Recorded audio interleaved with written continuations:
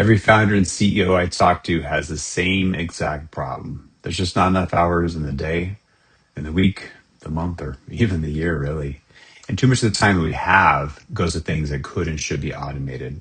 Hi, I'm Travis McBurney. I founded McBurney Group, where we build custom AI solutions for your specific operations. We train your people how to use them and help you think clearly on where and how AI can help your business.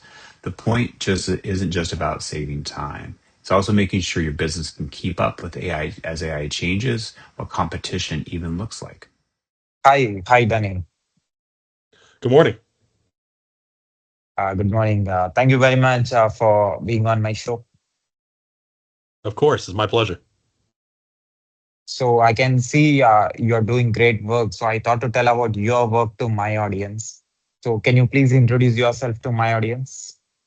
Sure. My name is Danny M. Goldberg. I've been a serial entrepreneur now for almost 20 years. Most of my work has been in the training industry. We've got a pretty good sized training company here in North America with over 310 full day courses on a wide array of topics, including auditing, accounting, finance, etc. What this business has afforded me to do is venture into other businesses. I've got a sports memorabilia business that I've been running for about 10 years as well, and that's growing exponentially. Plus, I've got some new ventures out, but it's also given me an opportunity to write books. That's one of my biggest passions. And the newest book I have, I'm glad we're going to be able to talk about it because I think it hits the nail on the head with a lot of issues that people have. So what is it about? So the name of it is A Little Bit of A-Hole. It's a provocative title on purpose because what I'm trying to do is get people's attention that it's no longer acceptable for you to be a people pleaser. It's no longer, you should not be focused on pleasing others, because if you worry about pleasing others, you forget about who you are and what you want in life. And what happens when people are people pleasers? They get, quite frankly, abused. They get taken advantage of. And it's important to be kind. It's important, but it's not as important to be liked. It's important to be respected, though. And that's the whole theme: is setting boundaries, learning how to say no, and becoming your true self. So 300 courses. So how you are able to give the training, and it's not easy. No, it's a handful, and people always ask me, how do you run this business in addition to these others? And I've got 2 new businesses coming out here in the next few months. It's tough, but my girlfriend was asking me, she's like, why don't you have more hobbies? Why don't you go out more? I'm like, this is my hobby. I like building businesses. I like helping people. I like to build products, and the training aspect just came natural to me. I can't describe it, but whenever I saw people training, I thought to myself, I can probably do this better than them. And I didn't take a class. I didn't do anything. I went into it, and it's worked out well. It is a handful because I still do all the marketing, the contracting, the billing, etc. But it's the best decision I ever made in my life. Do you remember the first day that you wanted to, start your business? Today you are a serial entrepreneur. I 100% do, because my dad, he was at Raytheon and Texas Instruments for 43 years. All of my brothers all work for corporate America, and I worked for corporate America for 10 years. And I was at a doctor's appointment. I left the doctor's appointment. I walked into I think it was a Chick-fil-A, grabbing some breakfast late morning. And I look around and I keep looking at people on their computers, chilling out on a Wednesday morning. And I thought to myself, I want that life. I want that kind of flexibility, because the most valuable commodity we have is time, Sai. And if you can't conserve your time, if you can't control your time, you'll never control your life. And so at that moment, I'm like, I've got to figure something out. So for a couple of years, I tried to figure out a few different opportunities, and then the training thing hit, and it just, like I said, it was a natural progression for me. So hobby is your profession. So can you explain this? I guess the way it makes sense to me is, when you do what you love, it comes easy. But when you do what you love, you want to do it. And I love the training business. I love sports memorabilia. I love these 2 new businesses I'm coming out with. I love writing books. And so, when my girlfriend asked me, "Hey, are you gonna go out with any friends?" I'm like, "Yeah, I might go out for a little while, but I'm kind of writing right now. I like doing that." So I think that's the key to life right there, is really finding something that you love. Will it always turn into financial freedom? I don't know, but at least you're doing something on a day-to-day basis. I mean, so all of your listeners have done this before. Sunday night, 8 o'clock, and they're like, "Oh my God, I've got to go to work tomorrow in that cruddy job that I don't want to be at with people I don't want to see." And that's one of the main reasons why I did this, because I don't have to do that. I wake up on a Monday morning and I'm invigorated. We used to go on vacation with my ex-wife and the kids, and she'd be depressed for 2 days after vacation. I was excited to come back because I get to work. So it's all about, again, to me, it's finding something you truly love, and if you can turn that into money, you're golden. Uh, why you're doing what you're doing now? Why am I What's doing the it? purpose of? Yeah, okay. So the training business is kind of the core business right now. That kind of feeds the kids, puts the kids through college, etc. I enjoy that business, but because of its success and because am an entrepreneur, it's given me the opportunity to do other things. But these two new businesses, people are like, "You're 50 years old. Why aren't you thinking about retiring?" And I could retire, but so what am I going to do? I'm going to, fine, I'll go buy a lake house and hang out at the lake house. I still got to do stuff. I mean, I want to stay busy. So I've decided I had two really good ideas that I will work on now, and hopefully they're going to blow up. I think they will. And again, it's things that I think can help people. I think they're unique. Everything we do has a uniqueness to it and can help people be better people.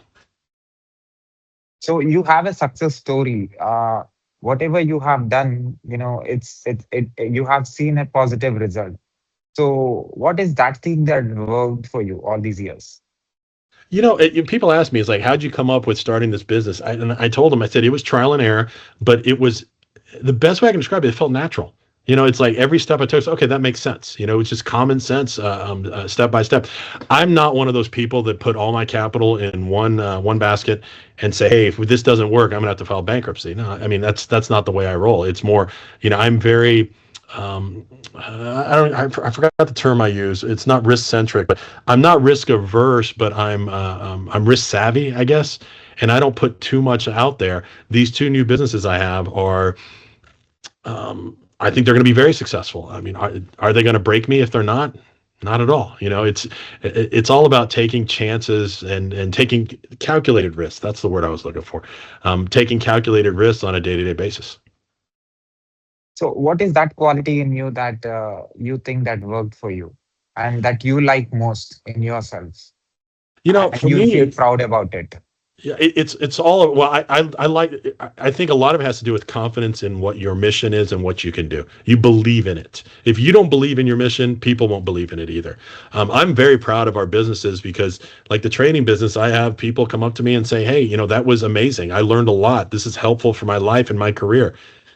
Do I like getting paid? Of course I do. But that is also extremely rewarding to know that you're helping people become better. What is entrepreneurship in your perspective? What is entrepreneurship? It's to me, the best word to describe it is control. I'm not it's something I have a difficulty with in my personal life. I'm not a control freak, but I want to control my destiny.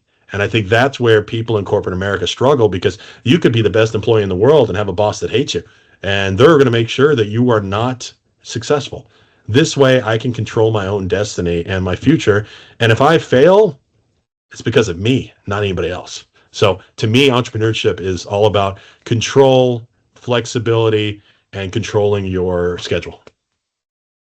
So you're doing different businesses and which is not same. It doesn't match with each other. How you are able to make it happen and see the result that you Um, want? it with the sports memorabilia business was interesting because me and my son started collecting cards, and I used to collect as a kid, and we just got into it. And I kept on telling myself, I can't continue to spend money without trying to make money. It just doesn't work. I can't do that. So we turned it into a business. And is it time consuming? Yes. Did we run at a loss for probably the first 3 or 4 years? We did. Now it's turning a nice little profit. And again, to me, it's just a fun little hobby that I turned into something else. It's kind of like the two new businesses I've been mentioning, they are fun little ideas that I think are going to work really well because there's nothing out there like it. So to me, it's all about. Um, I talk about project management in one of my classes all the time. I have a project management course. So to me, project management skills are not business skills; they're life skills. I am uber organized. I have a to-do list. I'm always knocking off of it. Like I said, I'm extremely organized. Am I as organized as I should be? Probably not. But I would say I'm much more organized than most people. For example, I'm trying to schedule, a vacation with my girlfriend. She's like, "Oh, that's too far out." I said, "It's 3 months." She's like, "No, I can't plan ahead." It's like I plan ahead a year in advance because my schedule gets sucked up by clients. So yeah, it's challenging, but again, it's a good challenge. I have fun with it. So can you tell us about your background? So that's the interesting thing because most people will not guess my background. I'm a certified public accountant. I'm an accountant. My dad told me to go to college. We all had to go to college. He was the first one in our family to go to college. They were immigrants here in the United States, and he said you can go to college, but you got to get an accounting degree. I'm like, okay, well, I guess I'm getting an accounting degree. And I really never enjoyed accounting, but I liked the profession. And when I got into internal audit, I started enjoying my job a lot more. So my background is accounting and finance. That again, I think most people look at us as more introverts, and I'm definitely not an introvert. So a couple of more businesses that you're starting. What is it? All right. So one of them, I'm going to give you the easy one to describe. It's a social media / anti-dating app, and let me explain that. In We're going to launch it hopefully in the fall by city, but all the feedback. I've been single now for a few years. I've got a girlfriend, but I've been divorced for 5 years now, almost to the day. And when I got on those apps like Hinge and Tinder and Bumble, it's so superficial. There's no depth to it whatsoever. It's, do I like the way this person looks? I don't care if they're a nice person. I don't care if they're a Democrat or Republican. I don't care if they have kids. I don't care if they no. And that's not the way to find somebody in life. So our app focuses on compatibility, strictly compatibility. We require pictures because I have been catfished before, and I'm going to make sure people don't get catfished. But you have control of your pictures, so you can share them with whomever you want. But they are not. That's not the point. And right away, when I described this app to my girlfriend, she's like, "Oh, that's for ugly people." I said, "It is not for ugly people. It's for anybody that felt like they had been physically discounted or physically exploited." The very attractive women are usually men are intimidated by them, and so they don't get a lot of dates, and nobody really cares about what they think because they're good looking.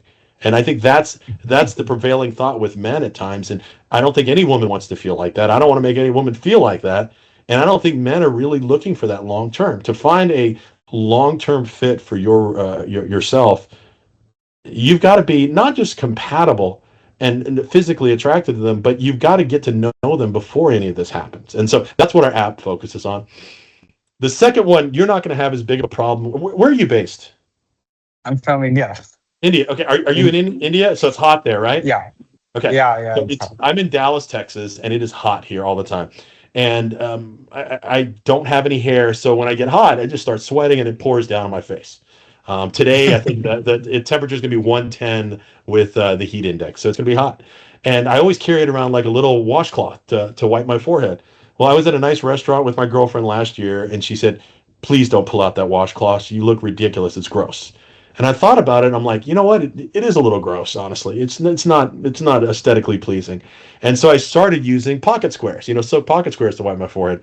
That did work, but they didn't absorb anything. So I was in New Jersey last July, and I had an epiphany, and I came up with the idea of having a pocket square on one side and a microfiber towel on the other. So I can actually show it to you. So this is your pocket square, but on the other side is a towel. So it is a functional pocket square that you can keep in your pocket.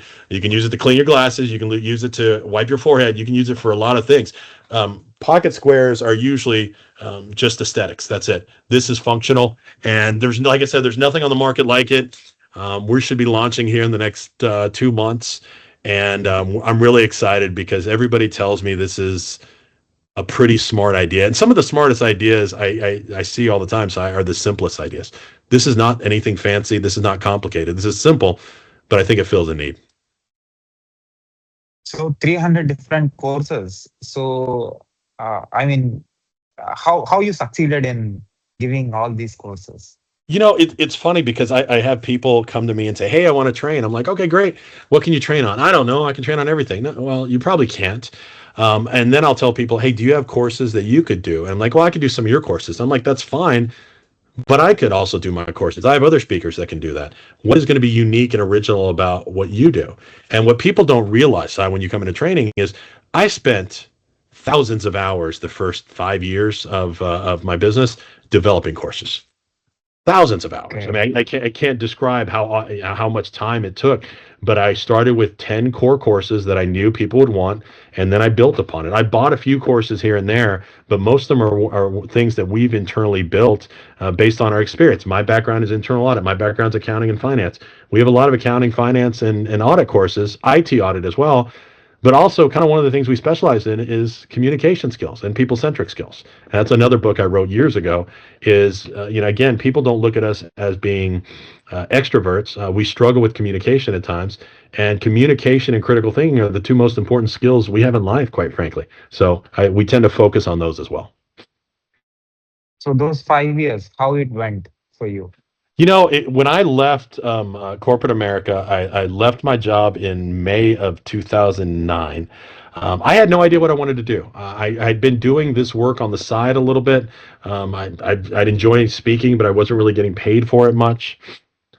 And when I left, I found myself just not passionate with corporate America anymore. I hated my job, hated it on a day-to-day basis, hated my boss. But again, I'll give her credit for me starting my business because I probably wouldn't have if I liked her. There was a few months there where I spent the summer with my kids. My son was 2 and my daughter was 6 months old. It was the best summer I ever had. It was stressful as heck, but it was the best summer. And I thought, you know what? Why don't I start contacting my old contacts, people that I know, people that like me, people that respect me, and see if they need any training. That's it. And I started getting a few jobs here and there, and then I had a good friend of mine that I hadn't talked to in years that I worked with at Arthur Anderson. He said, "Hey, I need this." And he said, "Hey, by the way, I think we can actually help you sell your company." So within a year of starting, a year and a half, I was actually able to sell my company to a consulting firm. I worked for them for 3 years, then I bought it back, and it's grown exponentially. But I always tell people, yes, you've got to be good at what you do. There's no doubt. But if nobody likes you, if nobody respects you, if you don't have good contacts, you're cold calling people, and cold calling makes it a lot harder. So having that core infrastructure and core business and core contacts is critical to success. Because my buddy Brad, who gave me this contract to help me sell my business, he told me, he said, "Look, I trust you. I've known you for years. I'm not worried about your company. I know you're going to do a good job and come in with budget." I said, "You're right."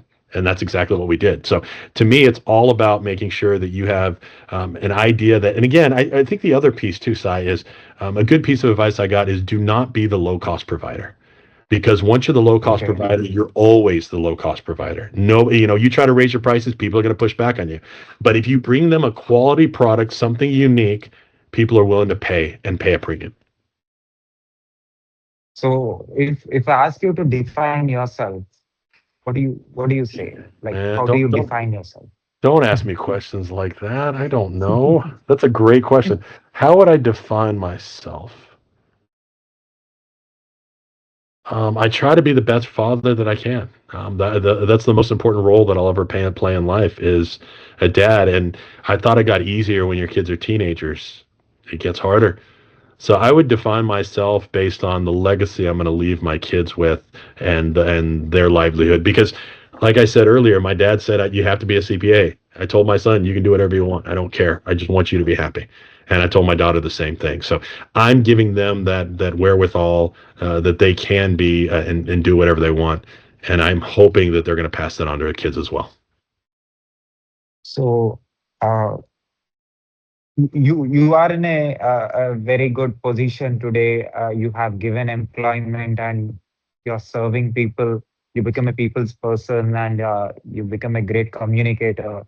I This is not the question that it should be asked now. to make you get back to that situation. But this will be a motivation on or an inspiration for youngsters or to the next generation. It is extremely valuable. So that difficult times that you are not able to get what you want in that times, like what driven you, like what was your driving force? The first year we were in business, it went okay. It went good enough that I could feed my family, and I was very happy about that. Do we have, is it a roller coaster of a business? 100% it is. Right now, it's extremely slow, and I'm not happy about it. But I also know I've been doing this for a long time. I know the ebbs and flows of the business. Plus, I have a lot of confidence in what we do. It's a good product at a reasonable price, and people are going to love it and buy it. So it's all about having confidence, and again, bringing something unique to the table. I think with those hard times, I kept on. I've probably when I was younger, I wasn't the most positive person. The older I've gotten, so I'm blessed. I get to walk my dogs every morning 3 or 4 miles, then I go to the gym for an hour. I mean, I spend the first 3.5 to 4 hours of the day working out and spending time with quality time with my dogs. So there's not many people that can say they do that. And to me, that opportunity, that lifestyle is what I'm looking for. So in those hard times when I'm walking, I keep on thanking God that I have the opportunity to do this. And I think that's what the point that I'm trying to drive home is: be thankful for everything you have, because your life is someone else's dream life. So there may be a lot of people today looking up to you to become like you or to succeed like you, right? So but who was someone for you That I like looked up to. this? Yeah. I'm gonna switch this question a little bit, and I saw what my dad did. He worked at Raytheon for 43 years. He put himself. Actually, I'm sorry. TI Texas Instruments put him through college. He worked nights. He had to work full time. Um, and I saw the mental and physical toll it took on him to work so hard. I mean, he was working 6 to 6 every day when I was a kid throughout his career. And I told myself, when we saw my dad, it was for soccer practice or sports practice. And if not, he'd be laying on the couch because he was tired watching TV, and we weren't allowed to go in there.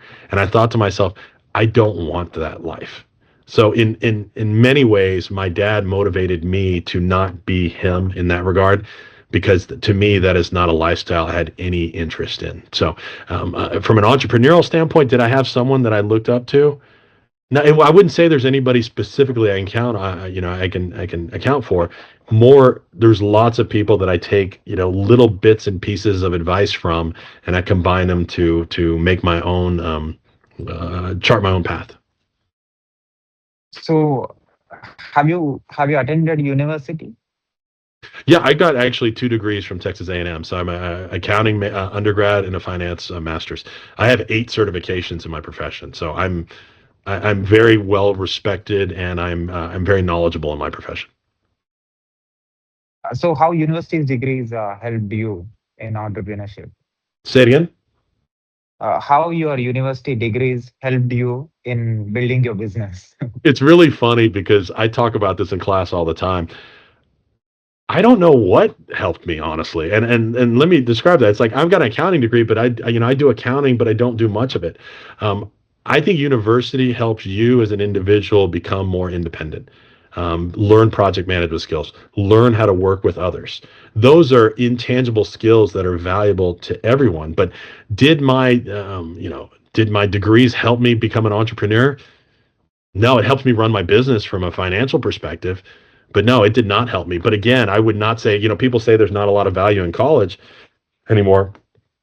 I don't agree with that. I think there's a lot of value because, again, you are 18, you're on your own, you've got to become independent, work with others, learn how to balance your schedule, learn how to balance your own budget, etc. So those life lessons, I think, are invaluable and a great reason, in addition to the education, to going to college.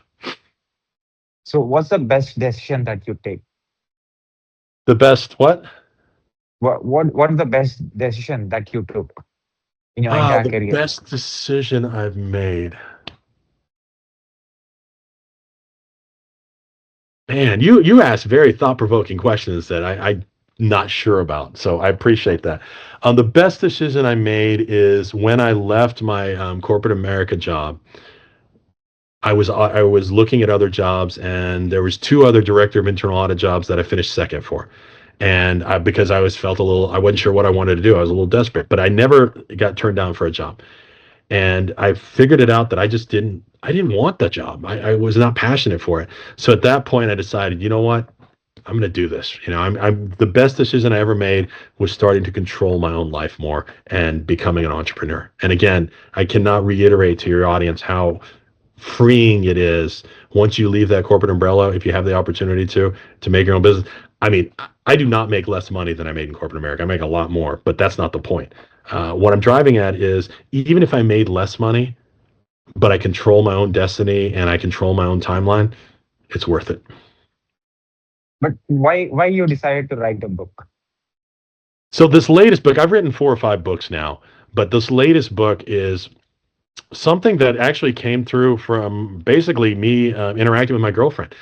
She is a wonderful person. I love her to death, but she is a handful. And if I didn't set boundaries with her, because I'm a people pleaser, I like to make people happy, but she never stops asking for stuff. And so I learned to set boundaries. I'm still not great at it, but I started to learn that people need this. There's so many people out there. Every time I talk to somebody about this book, oh my God, give me a copy. I need to read this. I need help on this because I want to make people happy, but I lose sight of what I want in life. I don't know how to say no to people. And again, as a corporate executive, these are key skills that you have to have in order to be successful.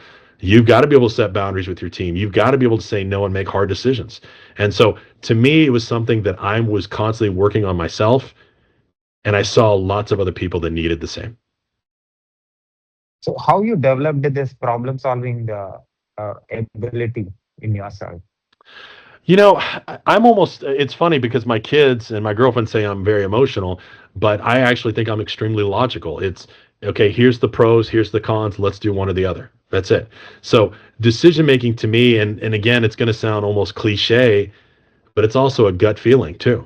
It's like I know if it's a right decision or not a lot of times based on my personal experience. So a lot of times I'm not one of those people that make rash decisions at all. I usually have to think through them, like buying a car. To me, there's people out there that go and say, hey, I'm going to buy a car today and go buy a car. It's like, no, I can't do that. I do research. I try to look for the best deal because I want to walk away from any situation feeling good about my decision. And so that gut decision a lot of times helps drive them. So you're doing this constantly from years, and it is a practice for you, and you made your hobby as your profession. So it's your habit. So what makes you to wake up every day morning and go do this? Like I said, I love it. Like I get up every morning. I slept like 4 hours last night. I did not sleep good at all. But I got up. My mom's like, "Why are you getting up so early? You don't have to do anything till later." I'm like, I like the mornings. I'm excited to live the day. And I would say majority of people do not feel like that. They're just trying to make it through the day, make it through the morning, make it through the week. I don't think like that. I think that, hey, here's the things I've got to get done, but I'm in control of it. And so to me, that motivates me on a more day-to-day basis. Plus, ultimately, I want to help people, but I also want to try to give my kids generational wealth. And that's what I'm focused on too, is long term. I never thought I would be that person, but what's my legacy long term? So doing multiple businesses and getting a positive result from it. So I mean, tell me about your time management. How do you Oh manage man, your time? yeah, it's tough, man, because I'm trying to get help on some of my businesses, and I'm not getting enough help, quite frankly. And it's becoming an issue. And I think as these two businesses launch over the next few months, I'm going to run very short on time very soon. And so to me, it's all about having a good to-do list and not spending too much time on things that don't matter. So I try to outsource as much as possible of stuff that I don't need to do. So I try not to go, like, I don't run to the post office. Um, I'll clean up, but I have somebody that comes in. I have somebody that cooks. I try to eliminate. I want to focus on my businesses and my kids and my religion. Those are the three things that are most important to me. So if I can outsource everything else, that's great. And so to me, that helps my time management a lot because I'm able to focus on, in my opinion, what's important. So being so busy, how you are able to be a great father? It's a day-to-day struggle, man. I try to stay involved with my life. My son doesn't think I'm a very good father right now, but that's a whole different conversation. Um, I would say that I just try to, like with my daughter, I treat them very differently. With my son, we're friendly, but it's almost been too friendly, so it's a lack of respect at times that we're trying to rebuild. That's why I'm using my boundaries with him quite a bit. With my daughter, it's shut up and listen. She's a 17-year-old girl. She needs to talk. She's not looking for solutions. It's just being there for them. So as long as I'm there, and that was the big difference between me and my ex-wife. She chose to move out. I said, I'm not leaving the kids, and I'm not leaving the house, no matter what. These are my kids, and I will be in their life on a day-to-day basis versus these people that take their kids for a weekend or stuff. That's, to me, that's insane.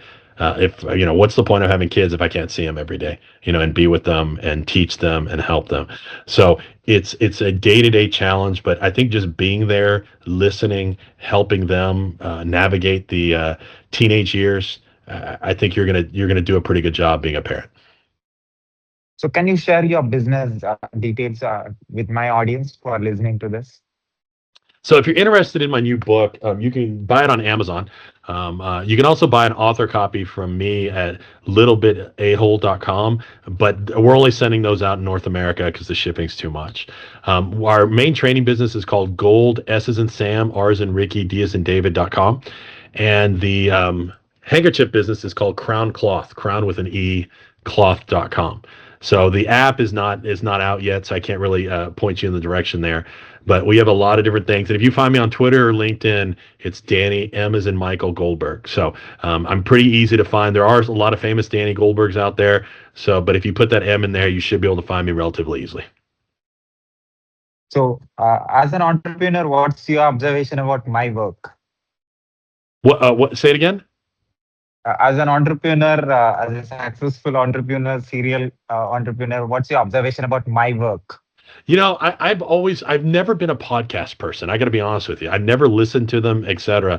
And then over the last few months, um, man, good podcasters are very, very valuable. Like the conversation we just had, free flowing, very natural. Have I been on podcasts that are not like that? I 100% have.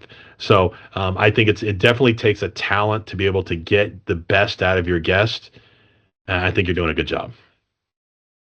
So one last question. Yeah. I have done masters in software engineering, also bachelor's in computer science and engineering. Right now, I'm working as a DevOps engineer for a London company remotely from India. So that's my full-time role. Apart from that, I'm interviewing experts like you, successful entrepreneurs like you, from different industries and from different countries. More than 100 countries experts I have interviewed for my Wow. podcast, and 870 interviews that I have done in last 6 to 7 years. And me being a technologist and trying to be a people's person and communicating with diversified professionals who are coming from diversified backgrounds, coming from different experiences, different countries, and different backgrounds, completely different parts of the world.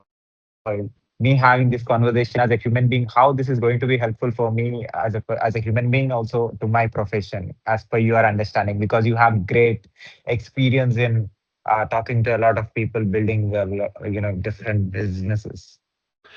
I'll just end with this. Just talking about, we haven't talked about AI yet, but people, there's a lot of fear around AI, and I think it's a valid fear. But you can't take away the importance of good communication skills or a good communicator or a good critical thinker. And I think that's going to differentiate those people that are able to not only keep their job, but be successful in this next 20 years versus not. It's personal relationships are critical to life and success. And so I think we're so focused on social media validation and social media in general that I think society as a whole is going to start to move away and reject that a little bit more because people want those authentic relationships. So that's the piece of advice I would leave with everybody is focus on those authentic relationships that you can build. And if you do go the route of being an entrepreneur, those are relationships that you could eventually tap into to help you be successful. So can I put this clip on my podcast with your permission? Of course. Thank you, Danny, again for your valuable time and sharing your experiences and answering to some of my questions. My pleasure, man. Thanks for having me. Take care, sir. Bye. Bye bye.